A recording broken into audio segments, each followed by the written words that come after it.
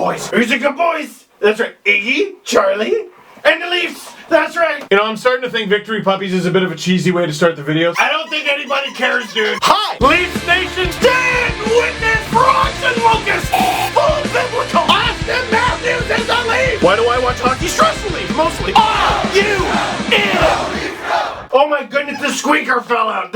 Oh my goodness. Come on, they whacked all the toys crooked. I mean figures. They're called figures. Leafs win 6-3 over the Detroit Red Wings. 6-3-63 is a year that the Leafs won the cup. And the Leafs have won on back-to-back nights, just like they won back-to-back cups in 63-64. And you might be thinking to yourself, Steve, the Leafs actually won the cup in 1962 as well. I know, 3 straight cups, 3 straight wins, by the way. Leading the Leafs to win their 6th game of the season in their 7th game. 6 out of 7. Are you kidding me? It's gonna happen. I'm kidding. I know, I'm getting ridiculous. Fans of other teams must be so sick of this by now. Anyway, and now 5 straight minutes on Austin Matthews. I'm kidding. Again, I'm kidding. We can't talk about Austin Matthews yet because he was the 3rd Leaf to score. Dart! Nazem Kadri! What a shot on Jimmy Howard! And it's 1-0 Leafs. Now, I will calm down. This is the part where I actually calm down on account of that was the Leafs' first shot, I believe. Red Wings completely outshooting the Leafs. The Leafs have gotten into this trend so far this season where they have a good start even though they shouldn't. First game of the season, they get kicked up and down the ice by Winnipeg, leave the first period up 3-0. Completely overwhelmed by the Red Wings in the first. They're getting doubled up in shots. Oh, guess what? They leave the first period up 4-1. But that would be getting ahead of myself. Kadri with his 4th goal of the season already. Hainsey with assist number 4 on this. Again, I'm liking him. And this is the beauty of the dangerous Maple Leafs because, again, they're getting outplayed. They're getting outshot by Detroit. Detroit makes one bad change.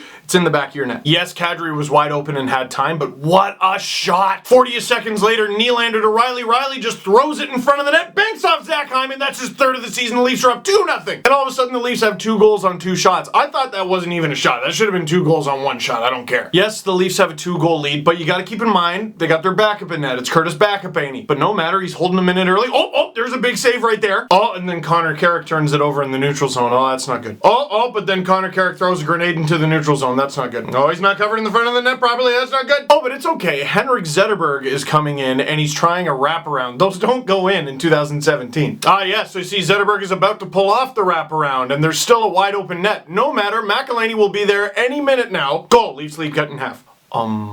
Yeah, okay. Curtis, can you come here for a sec? Just 1 sec. Hey, man. Hey, just wanted to have a quick conversation and ask you, what year do you think this is? It hasn't been that easy to score a wraparound in like 20 years. Every wraparound goal should be followed by, come on, Barbie, let's go party. Oh, but that is the adventure that is Curtis McElhinney, and we will get to that. Less than 4 minutes later, hey, you know what's going to distract you from that? Zach Hyman gives the puck to Austin Matthews. Always wise. Hyman's coming in, there's plenty of traffic. That's not going in. Yes, it is. Oh my, how do you stop that? Oh, and they're pulling. Don't pull him. Oh, like that's Jimmy's fault. Matthews with his 6th goal of the season already. The Leafs chase another one, and they're up 3-1. Let's maybe do this segment early. Red Wings fans, if I were you, yeah, he allowed like 3 goals on 4 shots, something like that, but I wouldn't be mad at Jimmy Howard. I wouldn't have even pulled him. A crap change, a deflection, and a shot from Austin Matthews, which is kind of a glitch. And sure enough, Connor Brown just throws it at the net, and Mrazek allows the first shot he faces. Then again, this is the dilemma that you face if you're Jeff Blashill. There are so many situations where a coach pulls their goalie, and I think they could have just had a timeout and got the same effect. Because really, you're just trying to send a message to your team, which I think would have been beneficial here. But if he uses his timeout, the Red Wings can't review anything, which would end up coming in handy later in the game. Not to mention Mrazek made a couple of 10-bell saves. So I'm not even sure who to blame here, but if I were you, I wouldn't blame that one on Howard. Getting back to the Leafs, I mentioned that Connor Brown scored, right? His 3rd of the season, primary assist to JVR. That line putting in work. And Borgman with the secondary assist. I love when rookie defensemen get a point. It just warms my heart. Now, I think we saw that deal when Connor Brown got signed and went, hey,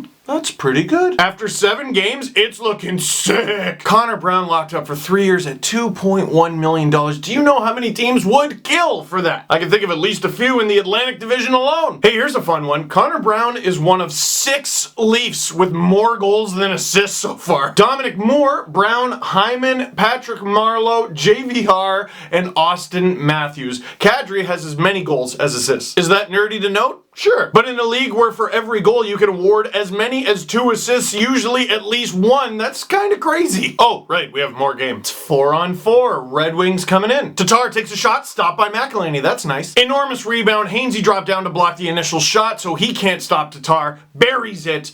Now the Red Wings are within 2. That goal sucked as well. My one criticism, I don't even know how valid it is, the Leafs have 2 defenders for Detroit's 2 attackers. Don't drop down and block that shot, let your goalie stop it. Which he did, but there's a rebound. But if you were standing, maybe you would have gotten that rebound. Still, terrible rebound. And a minute and a half later, tons of traffic in front of the net. Jonathan Ericsson blasts it. Oh my god, the Wings are within what?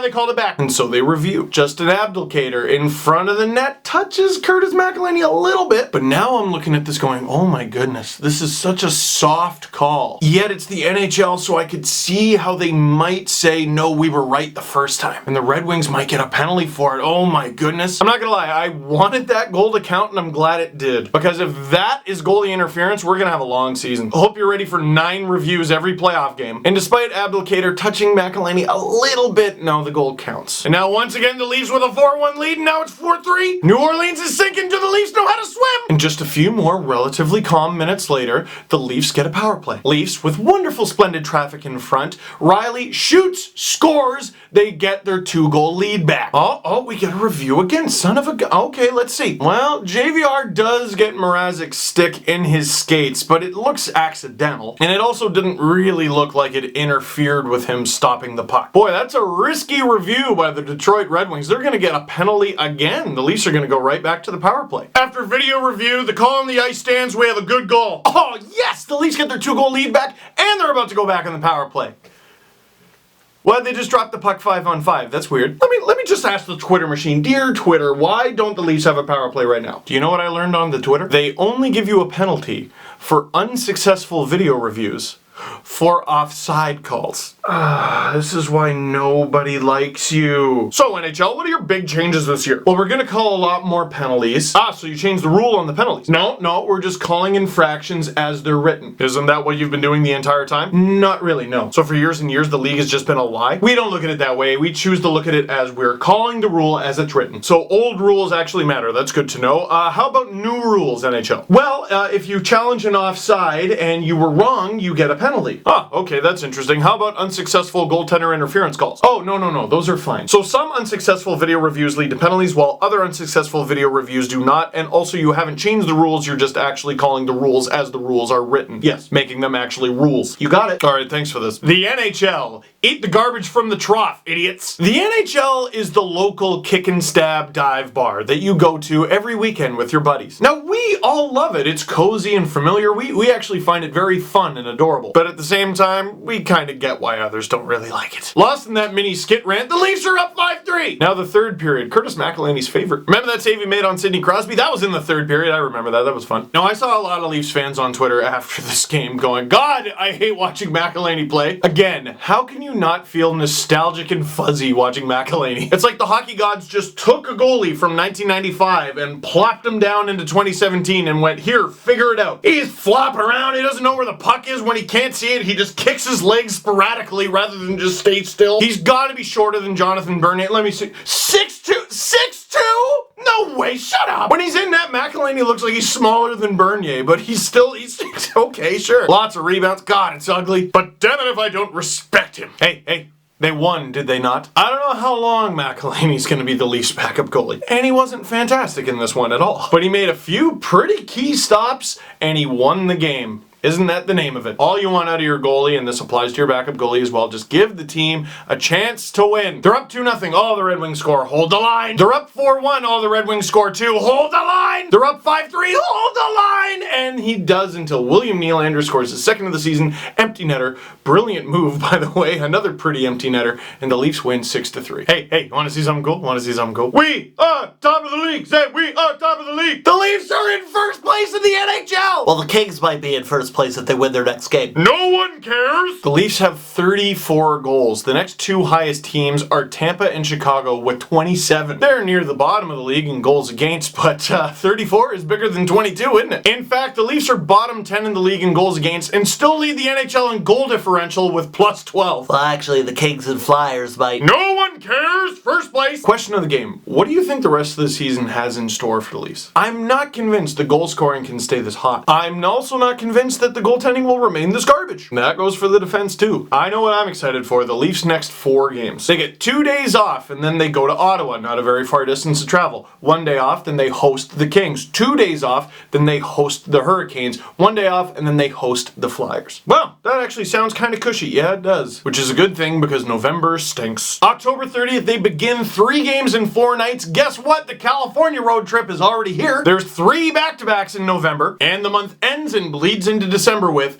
the Western Canadian road trip, followed by 4 back-to-backs in December. Look, the NHL is hard, and you try to win every game. Earn points when you can, and win the game in front of you. That's all you need to worry about. IMO. In the meantime, the Leafs are in first place. Shout out, I can't believe it's taken this long in the video, to Patrick Marleau, 1,500 career games. I thought Babcock said it pretty well. Well, you think of a guy like Zetterberg, and it seems like he's been in the league forever, and he's played 1,004 games, and you look at Patty, and he's played 1,500. That is crazy. You can think about guys around the NHL who seem like they've been around forever, and Marleau has played close to 500 games more than them. The last time Patrick Marleau missed a hockey game, the Leafs hadn't drafted Nazem Kadri yet. He's an oldie but a goodie, and he's shown it so far. And a quick update on Mitch Marner watch. I still don't see the big deal, guys. Connor Brown's doing great. I think Marner looks great in the 4th line, and he's still getting power play time. Looks good. Oh, and I should update you on the most hotly contested race on the entire team. The score is currently 1 game for Curtis McElhinney and 0 for Josh Levo. But he's got plenty of time to come back. So that is it for this one. Thank you very much for watching. Click like if you like this video. Click subscribe if you really like to. Tell all your friends